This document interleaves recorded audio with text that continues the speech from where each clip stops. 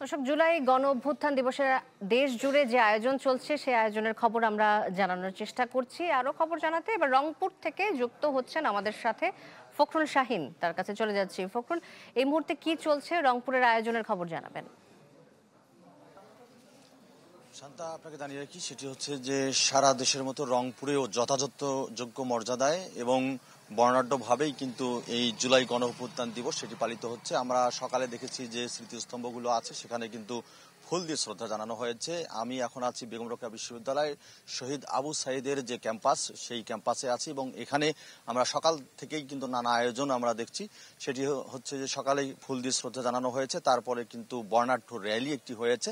সেই র্যালিটি আমরা দেখেছি যে বেগম রোকেয়া বিশ্ববিদ্যালয়ের যে প্রধান ফটক শহীদ আবু সাইদ চত্বর যেটিকে বলা হয়, সেখান থেকে শুরু হয়ে সড়কের নগরের বিভিন্ন সড়ক প্রদক্ষিণ শেষে এবং মডার্ন মোড় হয়ে আবারও কিন্তু বেগম রোকেয়া বিশ্ববিদ্যালয়ে এসে এই র্যালিটি শেষ হয় এবং র্যালিতে কিন্তু আমরা অনেক সেখানে জুলাই অভ্যুত্থান যেভাবে হয়েছে এবং তার আগে যে আন্দোলন হয়েছে, মিছিল হয়েছে, বিক্ষোভ হয়েছে, সে চিত্র কিন্তু কিছু তুলে ধরা হয়েছে এবং সবার দাবি যে শহীদ আবু সাইদ যে হত্যার যে আসামিরা তাদেরকে যেন দ্রুত গ্রেপ্তার করে শাস্তির আওতায় আনা হয়। তো এই ছিল এখানকার সর্বশেষ। শান্তা।